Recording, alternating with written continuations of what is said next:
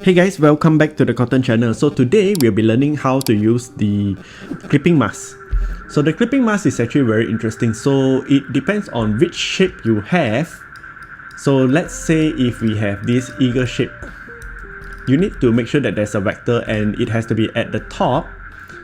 So let's say if we do this at the top, you select both of them, and then you right click and then you make clipping mask. So whatever image it is, it will be according to the shape behind. So let's say if we have a circular shape.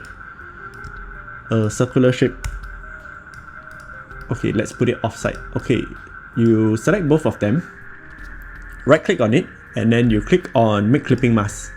Ta-da! And then we have made it kind of to the side, so we want to make sure that it's at the middle. So what you want to do is you want to double click on it, and you can actually change the position of the image in the clipping mask. So now you know. Ta-da! So we've come to the end of this video. If you like videos on Adobe Illustrator, Photoshops, and other designing tutorials, tips and tricks, please do subscribe to this channel and hit on the notification bell button. I'll see you guys in the next video again. Bye bye.